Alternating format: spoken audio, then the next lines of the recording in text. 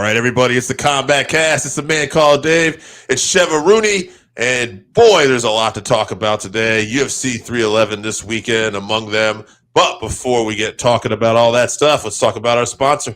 Yes, we'd like to thank the sponsor, Game Up. They make a thirst-quenching adult beverage with a special blend of electrolytes. Comes in 4 great flavors: fruit punch, lemon, lime, orange, and grape.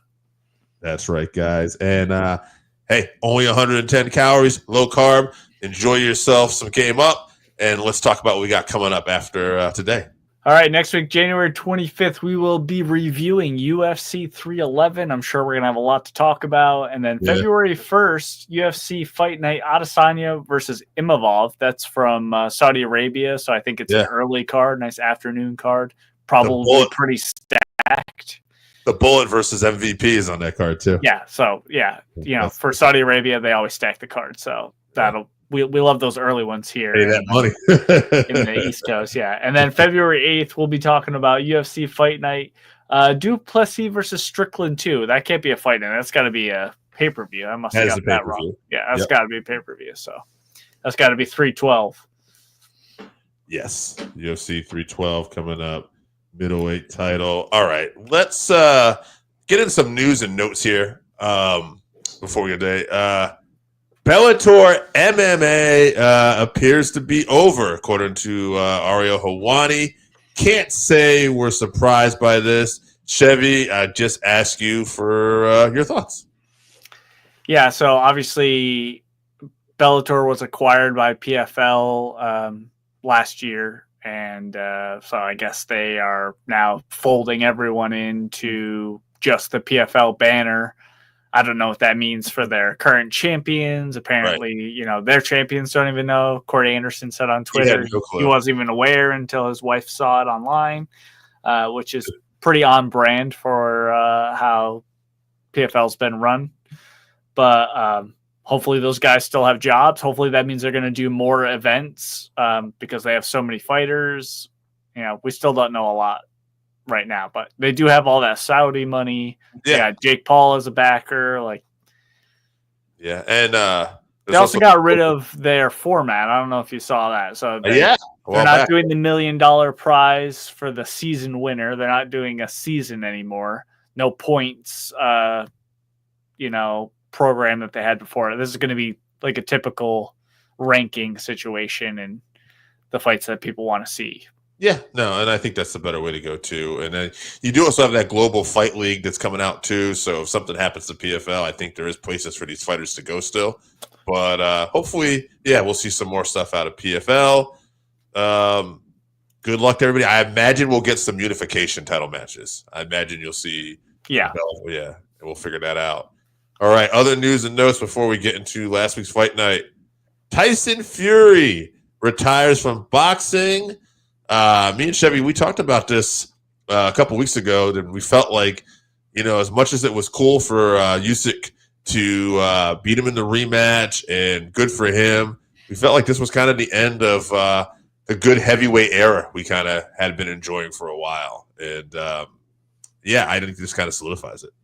I honestly don't think he's really retired. I think this is a negotiation tactic. He's done this before. And same with Connor's done it before too. It's a negotiation tactic. I think we are going to see the one fight with Joshua.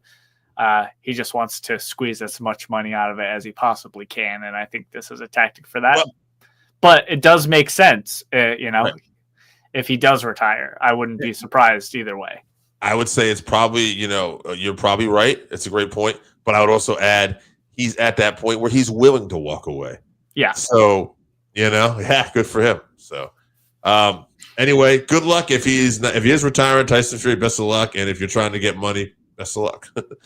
All right, before we get into UFC 311, let's revisit UFC Fight Night: Derns versus Ribas 2.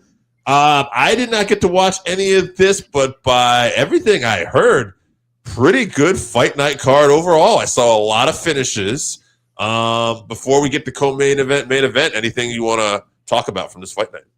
Yeah, first of all, I was just really glad that the UFC was back and got to watch fights. I had something to look forward to on a Saturday night, So it's great. And yes, the card was pretty good as well. Christian Rodriguez, C-Rod, stopped another young hype train in Austin Bashi, who was on the Contender Series. He's like 23 years old, phenom prospect. Christian Rodriguez did what he does and stopped the hype train, though. Chris Curtis and Roman Kopylov had a very good fight, but Chris Curtis got kicked in the head and knocked down, and Kopylov tried to walk off, and Curtis looked like he was about to get up, and the ref stopped it with 1 second left. Yeah. It was a very close fight, so if it had gone to the judges, I'm not sure exactly how it would have went. I probably was leaning toward Kopylov. But he was very upset. He was screaming at the ref, had to be restrained, and but he did get kicked in the face and would have been finished if Kopylov had gone after him, for sure. But, it's always Chris Curtis. There's always some controversy. It always seems to be happening to him. I feel bad for the guy, but don't get kicked in the head, Part of that team. Yeah. That team is, Yep. Co-main event. Yeah. Ponzinibbio, he TKO'd Carlson Harris. Round 3. I thought Harris was going to win. So, but no, Ponzinibbio still had it. He looked pretty good. Clipped Carlson Harris bad. Round 3 TKO. You know what? I skipped over. I can't remember the guy's name. I think it's Cesar Almeida, I believe. He fought Abdul Arak Al-Halson. I just butchered that name. But that was I'm sure people that listen to this podcast have seen the TKO online. It's everywhere. It was absolutely brutal TKO. Oh. I know it was the first fight card of the year, but it is a knockout of the year contender for sure. KO punch round 1. Cesar Almeida, huh? Yeah, he caught him right on the chin. He was getting beat up and backed into a cage. It was kind of like that Pat Barry knockout. Oh, yeah. He was coming forward and looked like he was going to get the finish, and instead he got clipped and KO'd. It was bad, but shout out to Cesar Almeida. Hey, Ponzinibbio, too, by the way. Good for him for, keep going to UFC at this level. I hope he gets a decent fight next. I know he doesn't have much time probably left in his UFC career, so I hope he gets I was actually thinking a fun fight might be the winner, and it'd be a step back for whoever wins this fight, but between Shara Bullet and MVP, because I just think that'll be a fun fight, and since both those guys, they're strikers, and you want to look favorable matchups, I think a guy like Ponzinibbio is probably a favorite matchup for either one of those guys. Well, they fight at middleweight, though, I think, right? Aren't they? I thought they were at the welterweight. You got me wondering now. I know Kevin Hollan fought at both, and he fought Kevin Hollan has fought at middleweight and welterweight. So yeah, I thought that was the reason why we weren't seeing the MVP versus Wonderboy thing. You're right. Because of the weight difference. So you're right. Yeah, who I want to see Ponzinibbio fight, and I think would be good, is if Nick Diaz is going to come back. I think that's actually a good fight for him. That would be a great fight for him. Yeah, there you go. All right, let's move on. The main event was very good. Mackenzie Dern, working with Jason Perillo, looking much better on the feet, but ultimately gets it done where she is just the best in women's MMA on the ground. With a round 3 armbar. Not a lot to say. She worked on the ground very hard. There were a few scrambles, but she just showed her vast skill and ended up locking onto an arm. I'm curious to see what they'll do for her next for a fight. I was looking at the rankings, and the 2 people that are just like right above her, she's just lost to recently. Yeah, she said that. Amanda Lemos. So I'm sure she'd like to fight either one of them again, especially if she's improving her striking. But if she's going to fight in draws, let's let her keep developing her striking. She might have to fight backwards a little bit. But, hey, good for her for getting this victory and looking improved. I always like Mackenzie Dern. Yeah, she said she was willing to fight back. She understood that she, had just lost to the people above her, and Tatiana Suarez is set up for the title shot, and so she's not going to get to fight her, obviously. So she said she was fine. She knows, it's a long game, and she'll work her way up there. So, and props to her, who, if she wasn't going to get fast tracked to the title and she lost, I mean, I don't know if I would have predicted her having this long of a UFC career. She's really put into work. Right. She could have went the Paige Van Zandt route, no disrespect to Paige. She took an easier route, you would say, going with the OnlyFans and going off to other organizations that obviously aren't the level of UFC. When you can make a lot of money other ways, why get punched in the face for a living? It's not to be unfair to Paige, because she does still get in there and do slap fight, which is wild. And she's in the GFL, she's back to doing MMA, so she loves fighting. So I don't want to, put any shade on her. But Mackenzie's staying in the top level, really working, even though she could make money easily any number of other ways. Absolutely. She wants to just be the best. So you got to respect that. And she's getting so much better between each fight too. Her improvement, just shows how great of an athlete she is. I mean, we all know from her ground game, how dangerous she is, but her striking, the amount of improvement that happens in between fights is impressive, even with other world-class athletes. She didn't have a long MMA career before getting into the UFC too. No. She had 4 fights or something. Yeah. So good for her. All right. Big fight weekend, UFC 311. If you're a fan of high-level fighting, I feel like this is going to be a very good card for you. Just looking up and down, a lot of high-level MMA fights here. We're going to talk about the main card, but before we do, Chevy, any fights you want to preview? Because there are some good ones on this undercard, too. Yep, Grant Dawson versus Diego Ferreira. Very good. I'll always watch Grant Dawson. He's a lot of fun. Haltian Almeida versus Sergey Spivak, sleeper heavyweight fight. 2 very dangerous guys on the ground. And then Peyton Talbot versus Raoni Barcelos. Barcelos is just a lamb to the slaughter at this point. Peyton Talbot is the truth for sure. So keep an eye out for him. All right. Let's get to this main card. All right, main card, starting off with a real fun one. Yeah. Kevin Hollan versus RDR, Reinier De Ridder. All right, RDR is 18-2, 4 KOs, 12 subs, 2 decisions. He's the former 1 middleweight champion, and former 1 light heavyweight champion, light heavyweight too.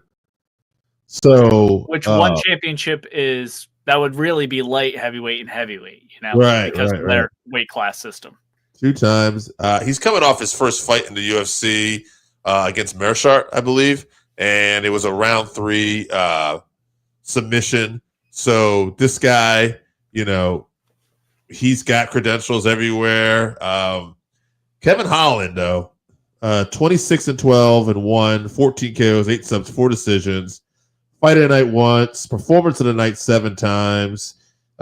He's tied Roger Hurta and Neil Magny for most wins in a calendar year. He's kept busy. He's really been an up and down fighter of late, though.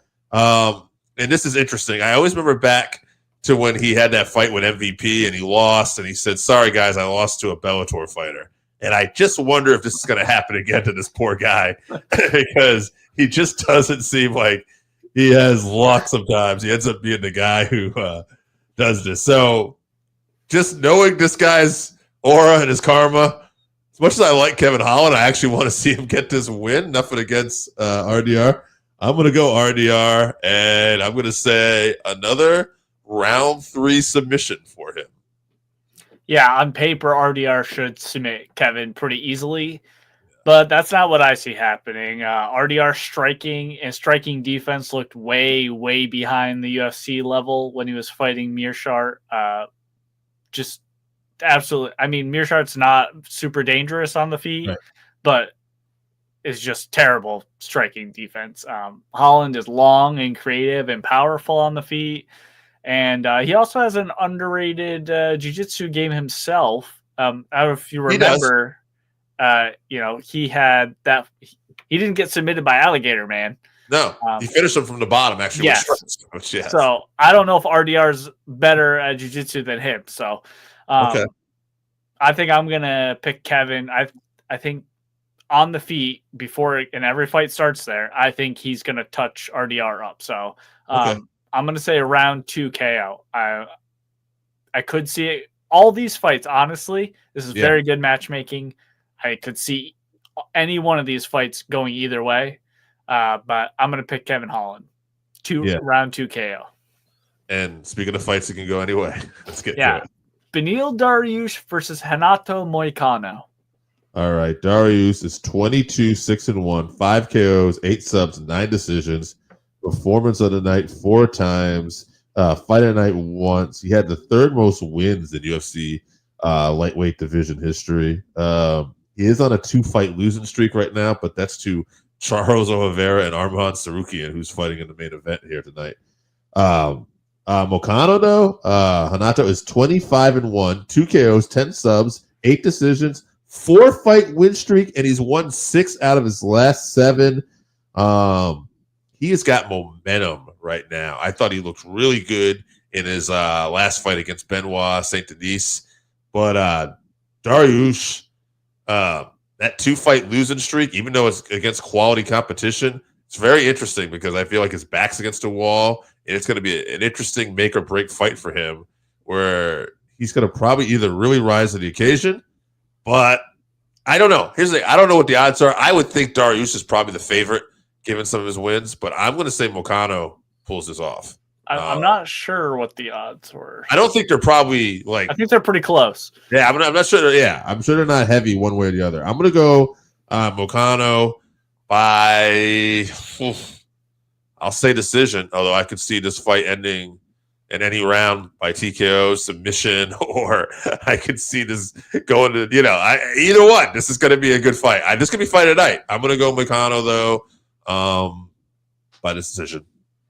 Yeah, Beneil coming off those 2 losses, there were also a couple bad KOs too. They were. Meanwhile, Anato's been on fire, beating some higher level guys in like Jalen Turner and Grant and Benoit Saint Denis. Yep. So it's a tough one to call. I think it could go either way. Like you, I think either one could get a KO or submission. Both super high level on the ground, but like to strike. Nobody's going to be afraid to go to the ground for sure. But I think, like you, and I think the key word being momentum, I think that's going to cause me. I'm with you. I'm going to pick Moicano, and I think I'm going to pick a decision. Both guys very tough. I think, like you said, fight of the night possibly. Yeah, I think so. All right, moving on. Super fun. Jiri Prochazka versus Jamahal Hill. I do not predict this one's going to the distance. Jamahal Hill, 12-2-1, 7 KOs, 5 decisions. He's won 4 out of his last 5. This guy is the former light heavyweight champion. He lost it due to an injury. He did get a fight with Alex Pereira when he came back. He was not able to do it. So he was knocked out in bad fashion. But Jiri Prochazka, 35-1, 26 KOs, 3 subs, 1 decision. This is a guy who's finished or be finished a lot of times. It rarely goes decision. Also former light heavyweight champion. So this is going to be a fun fight. Jiri is so reckless, and I don't know if he's going to change that style at all. So it's always a little hard to go with him sometimes because of this, even though he's a lot of fun and I like him. I kind of want him to win. So I'm going to go Jiri. I'm going to go with my heart because that recklessness is either going to cause him to win or it's going to cause him to get finished. So I'll just go with my heart. Round 2, Jiri Prochazka, TKO. Yeah, I'm also a fan of Jiri, but he gets hit way too much and Jamahal hits way too hard. Yeah. Obviously, Jiri is a unique and powerful striker himself and could also certainly KO Hill in some exciting fashion. But if I was betting, I would put my money on Hill for a round 1 Sure. KO. I think both guys just go in, they wade in. Jiri does something wild and keeps his chin up, and Jamahal 1-2s him and puts him out. All right. Let's talk All about right. Yeah. So after that great finish, we're going to move on to co-main event. Merab Dvalishvili versus Umar Nurmagomedov. Oh, wait, this probably doesn't go decision. And I mean, even more confident, this is probably going to decision in the main event, which I think will probably go decision too. But this one I feel pretty confident about. Umar's 18-0, 2 KOs, 7 subs, 9 decisions. Performance of the night twice. Second highest control time percentage in bantamweight history. What if Merab has first? I didn't put that in my notes, but I don't know if he is really that great at controlling people. Oh, that's he gets true. a lot of takedowns because they get up, which is almost more tiring if you get up, get taken down, get up instead of just being held down. So Merab's 18-4, 3 KOs, 1 subs, 14 decisions. He's the current UFC bantamweight champion. So let's just get right to it.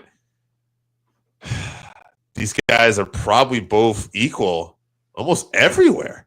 Like, I don't think neither one of them is going to be like that much of a better striker, and they're both superb wrestlers. I mean, what do you think in striking wise? I think Umar is vastly better in striking. You do? I see. I was leaning towards that way too, and I heard Umar talk about this, but it's like I don't see a lot of KOs on either record. You know what I mean? I don't think he has power. I think he's just a better striker, technically much better. All right, and I'm going to lean towards Umar to win a decision here, but I will say this. Umar's went to 1 5-round decision so far, his most recent one over Corey Sandhagen. Yeah, Corey Sandhagen. So Merab definitely has that, and he has an amazing pace. If your last name's Umar, Nurmagomedov, you're Habib, he's the cousin, right? I think so, yeah. Yeah, I just have a feeling. I have a hard time picturing this guy getting worn out. But if there's going to be a guy that does it, it's probably going to be Merab. So, I could see Merab win a decision easily too. But I'm going to go Umar. I'm just going to say I smell an upset. I also don't like the fact that Merab has been a little too emotional. It does tend to be the way Merab is anyway. But going against a guy who can match you, in wrestling and stuff, I don't like it. So, yeah. Merab has to avoid taking damage to his body early while consistently putting heavy pressure. He's known to put that pressure on. But we saw Sean O'Malley hurt Merab to the body, and that'll slow down and kill a lot of that cardio he has. So he needs to protect that. And then he needs to be shooting every chance he gets because he's definitely outmatched on the feet, in my opinion. But if he can tire Umar out, anything can happen. And like you said, if anyone can tire him out, it'll be Merab because he has a unnatural pace and pressure. So I'm rooting for Merab, but I think Umar gets the decision. I think technically he can defend the wrestling enough, and on the feet he'll have. If the fight stays on the feet all the time, and Umar stuffs the takedowns, he will win on points in a striking match. So, all right, moving on to the main event: Islam Makachev versus Arman Tsarukyan 2. Should be a good one. Arman Tsarukyan's 22-3, 9 KOs, 5 subs, 8 decisions. Fight of the night twice. Performance of the night 3 times. Islam Makachev is 25-1, 5 KOs, 12 subs, 9 decisions. He's the current UFC champion at lightweight. He's already had 3 successful title defenses, fight at night 3 times. And probably the key stat is here, he won the initial fight between these two by decision in a fight of the night that was Arman's debut in the UFC. And on short notice. So I would say Arman Tsarukyan has a really good chance here. And I would definitely not count him out at all. I think there's a good chance he could win this fight. Decision, KO. There's a lot of different places he could go. But since he's looked really good, and since Islam has looked really good, and Islam continues to get better, I'm going to go with the champ. I'll go with Islam Makachev, who's on a bit of a finishing streak right now. I'll say these guys are going to probably get at it too. I'll go with Islam Makachev with a finish round 4. TKO. Side note, have you seen pictures of Tsarukyan lately? No. He is in phenomenal shape. Okay. I like to hear that. Challenging Michael Chandler for best body in the UFC, or Paulo Costa, which, speaking of which, no idea where Paulo Costa is. Haven't seen or heard from him in months, but I just want to say, too, before you give us our prediction, too, I kind of want Arman Tsarukyan to win this. I want to root for this guy, and I like Islam Makachev, but I want to see like some new blood, I think. And maybe we'll get some more fresh matchups when Arman's champion. But anyway, we'll see what happens. Yeah, I mean, so obviously Arman had that loss, like his second fight in his career in Russia or wherever he was fighting. But outside of a controversial decision loss to Gamrot, Arman's only other loss was to Islam on short notice, and it was 6 years ago. Both guys have vastly improved, obviously. I like Arman too. I think he has the skills to win. Yeah.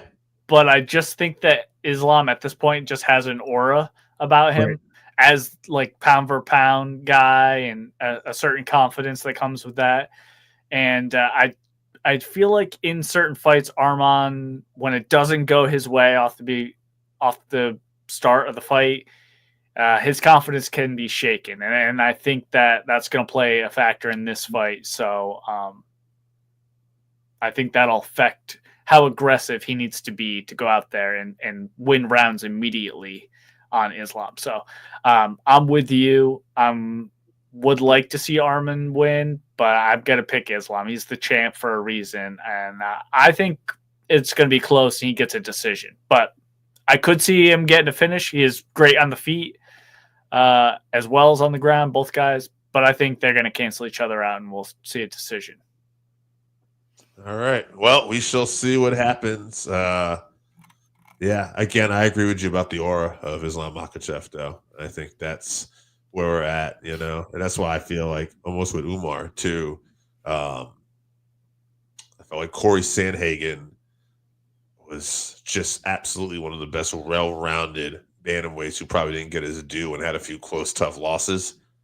And when I saw Umar got stronger as that fight went on, I was like, oof, that really made me, Wait, he beat him like 5-0, I think, right? If I remember correctly. He did. He won every round. Rounds that were close in the beginning, but as like time went on, like Umar just continued to look stronger. And I don't know. Again, that's an interesting fight. That's a fight, like I said, it's guaranteed to go decision.